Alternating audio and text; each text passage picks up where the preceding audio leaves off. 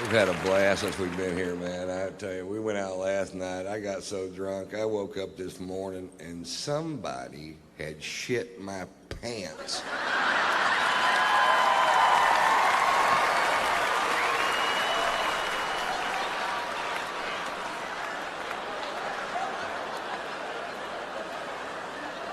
I don't know who it was, but I know he eats corn.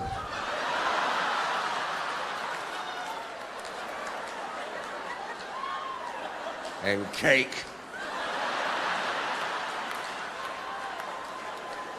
Corn cakes, I think is what it was. I just got back from Europe. I took my son, Tater Tot,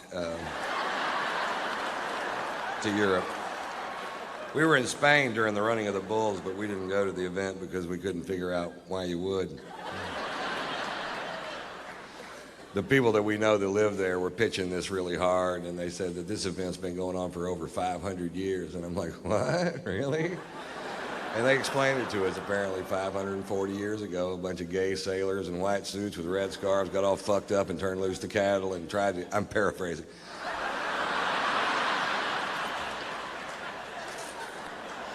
They got all fucked up, tried to get out of the way and couldn't, and it ended up, the town was such a borehole that compared to everything else that was going on there, this seemed like fun, and they kept doing it for 540 years. And like, I still don't want to go. And this year, 2 people died, and they said it was a huge tragedy, but I think before you call something a huge tragedy, I think you need to first determine exactly which 2 people died. Maybe it was 2 people we didn't need. They weren't very bright, I can tell you that for sure.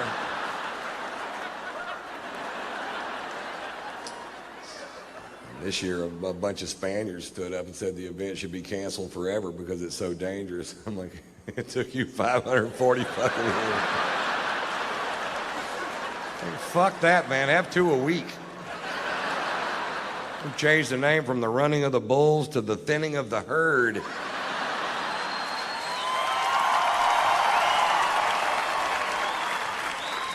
We'll have the final event at Talladega, call it the dodging of the NASCARs.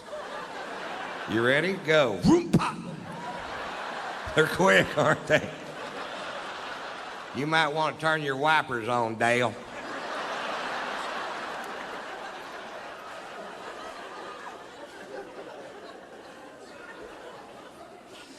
We were in London for 2 days, and I was afraid I hadn't allotted enough time to see London because it's one of my favorite cities with so much tradition and history.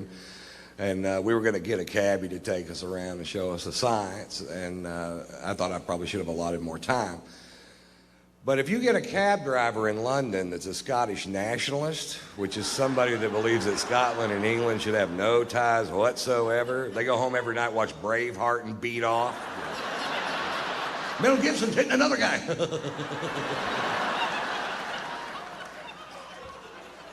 If you get a Scottish nationalist for a cab driver in London, you can see that city in about 10 minutes. I wouldn't go to Buckingham Palace if they paid me. I changed out my guards just for pussies and what it is.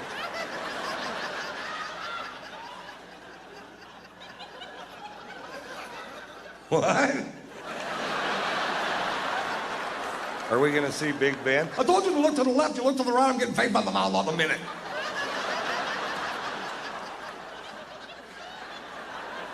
What?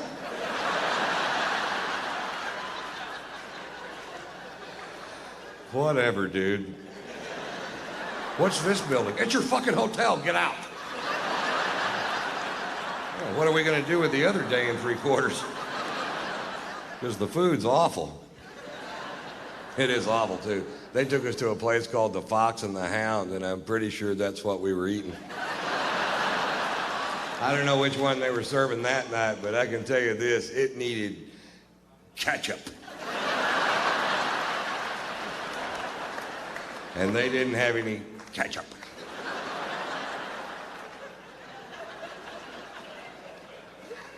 I wanted to take my son to see St. Paul's Cathedral, the 2nd largest cathedral in the world, and it was closed because the next day was the Queen's birthday. I'm like, well, this is a church. Jesus doesn't take a day off because this woman aged.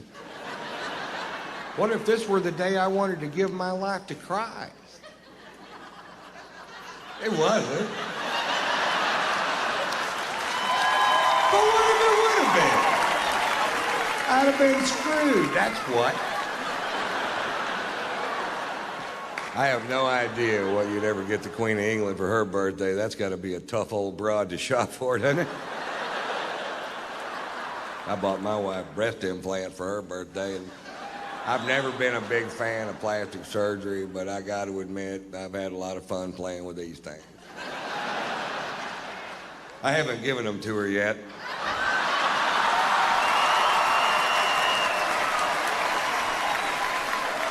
I just keep them on my tour bus and just rub them in my face. I'm glad they clean up easy.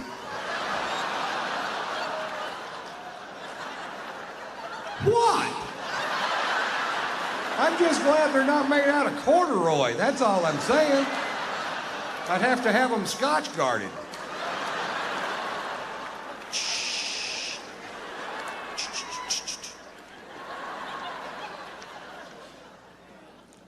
I find it a little ironic that the product that I use to keep from ruining my sofa should I spill my drink on it is actually called Scotch Guard.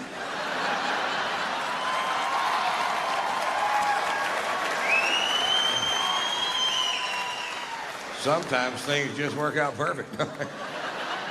Yeah, I'm looking for a product that'll protect my sofa should I spill my scotch on it. What do you have? We've got Scotch Guard.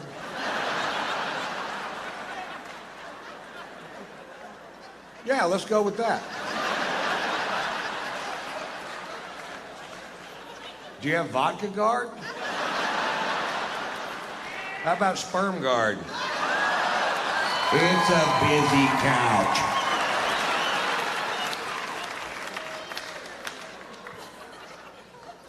I found out when I got back from Europe that I was being sued by a paper plant. That's what the lawyers are for. I don't know if you've ever driven by a paper plant, but the byproduct of the manufacture of paper in this country is a stench so foul it will knock you to your ever-loving knees.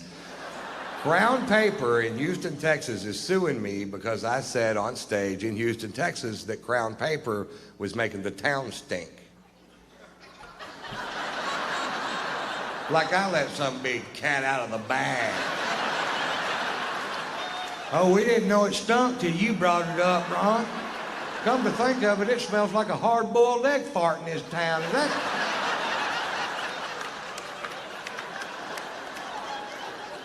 that somehow your fault, Mr. White?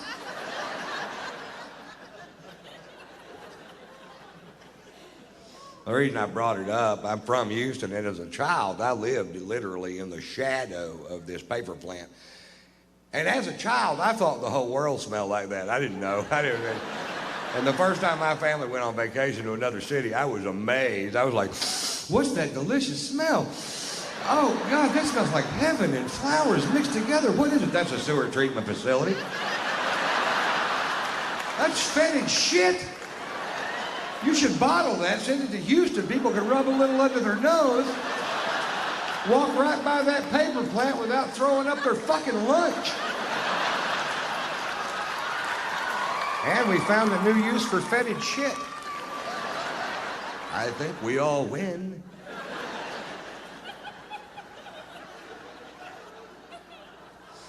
Actually, the reason I brought it up, I'm from Houston. I don't live there anymore, and I was just back in town doing some shows. And one morning I was reading the Houston Chronicle, and there was an article in the paper about that particular paper plant. And it said in the article that depending on which way the wind was blowing, that 2 million people could smell the stench produced by this one paper plant at a time. That is a big odor. If it was music and 2 million people could hear it, they'd make them turn it the fuck off.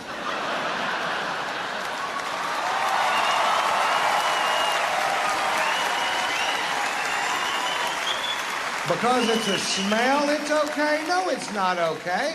Find a way to make paper that doesn't stink. It's not like you're trying to make catfish bait out of cabbage, goddammit.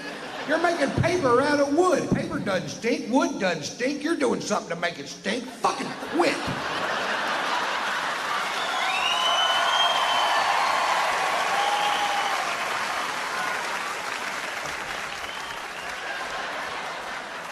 That's me dancing on my soapbox.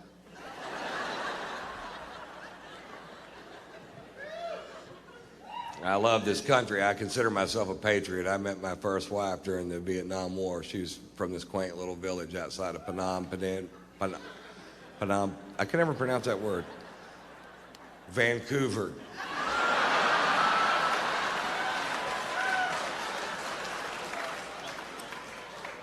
It's not true. It's funny, but it isn't true. I love this country.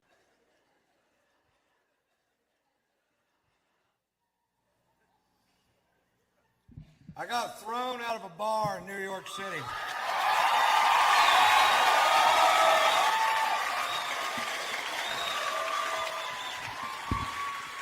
Now, when I say I got thrown out of a bar, I don't mean somebody asked me to leave. We walked to the door together, and I said, bye, everybody, I gotta go. 6 bouncers hurled me out of a nightclub like I was a Frisbee. Those big old bouncers that go home every night, watch Roadhouse and beat off. You know what I'm talking about? Patrick Swayze's hitting another guy.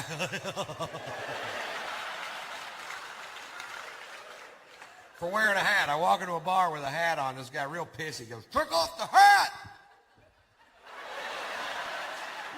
I'm like, "What's the deal?" He goes, "I'll tell you what the deal is. Faggots in this area wear hats. We're trying to keep them out of our club." I'm like, "Oh, really? The only way we can tell down south is if they have their hair cut like yours."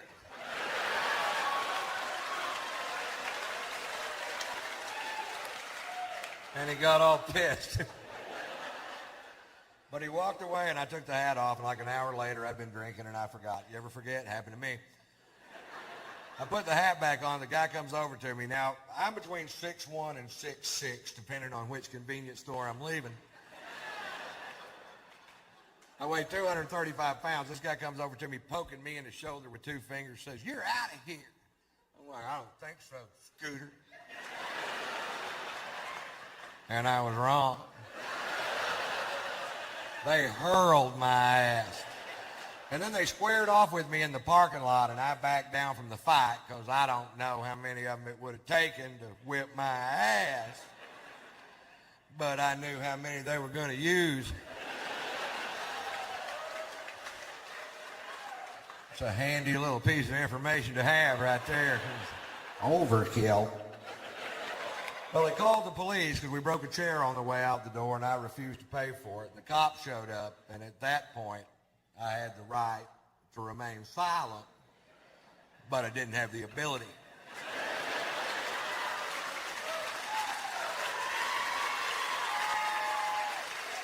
The cop says, "Mr. White, you are being charged with drunk in public."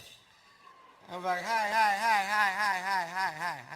I was drunk in a bar. They threw me into public. I don't want to be drunk in public. I want to be drunk in a goddamn bar, which is perfectly legal. Arrest them. Well, they didn't arrest them. Instead, they call in for my arrest record. There's some good news. Satellites are linking up in outer space. Computer banks at NASA are kicking on. There's a telegraph in Fritch, Texas going beep, beep, beep, beep, beep, beep, beep, beep,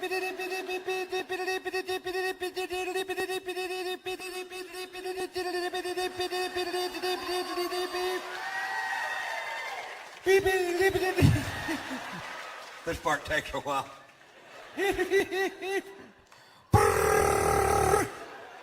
Shorthand. Beep. Now, I told you that story to tell you this story. When I was 17 years old, I was arrested for being drunk in public. Seemed to be a pattern. If you knew Morse code, you would already know that. And one DWI, which was a bogus charge because it turns out they were stopping every vehicle traveling down that particular sidewalk.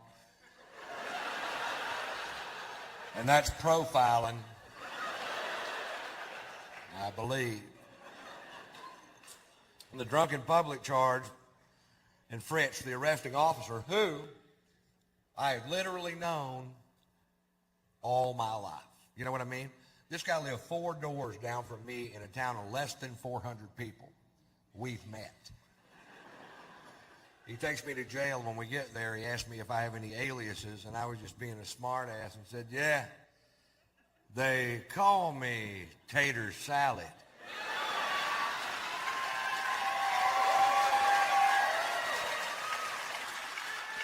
"17 years later in New York City, I'm handcuffed on a bench with blood coming out of my nose. This cop goes, are you Ron Tater Salad White? You caught me. You caught the tater. You can take down those roadblocks now. I call my son Tater Tot. And Poot.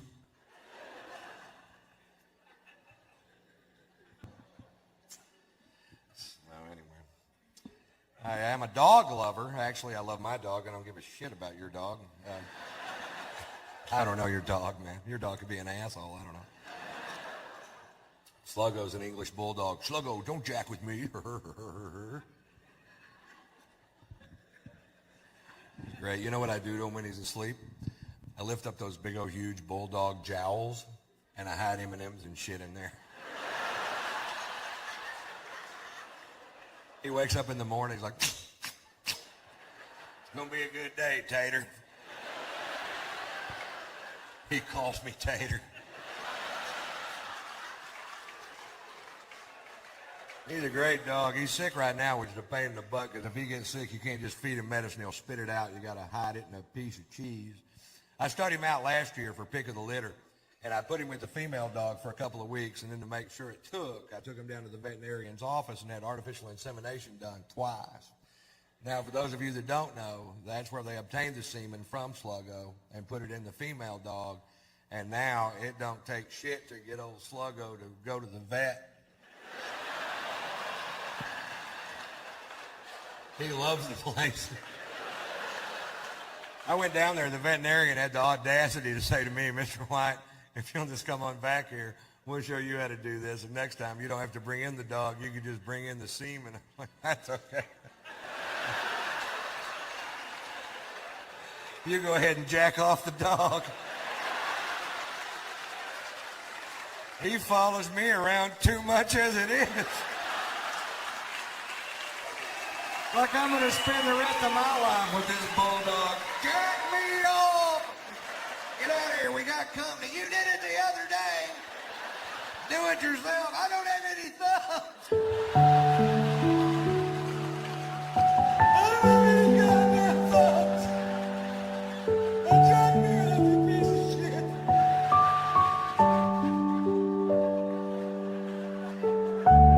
Do we talk to Daddy that way?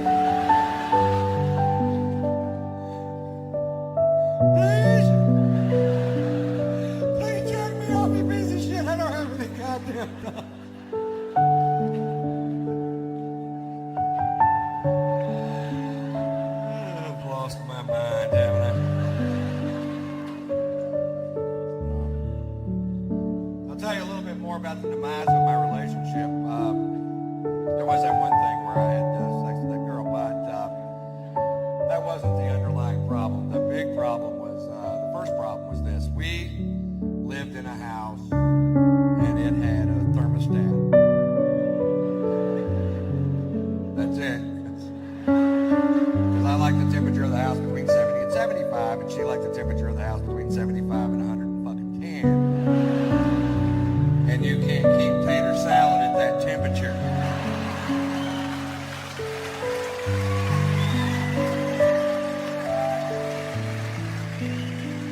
We fought about it. She was psycho. Psycho women love me. We have an argument one night about the temperature of a dwelling.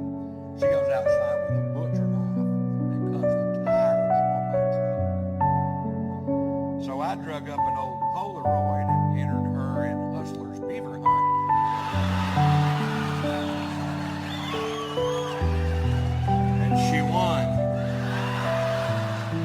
I used the money to get me some new tires, and she super glued my dick to my stomach. So, do you see how things just get out of hand? Still itches.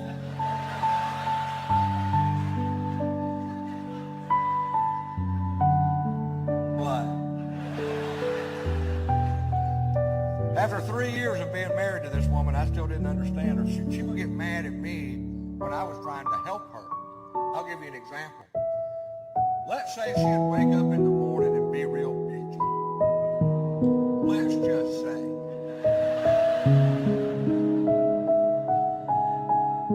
And I knew in my heart she was suffering from PMS. And out of my love for her,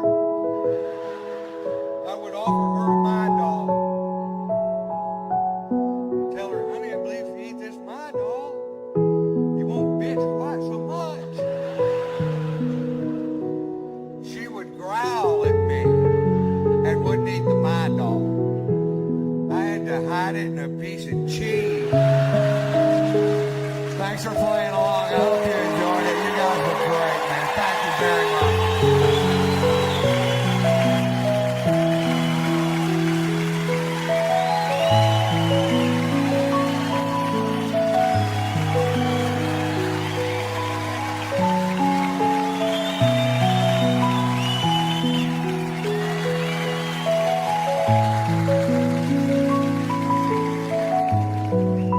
My night is over, and I'm gonna go to the bar.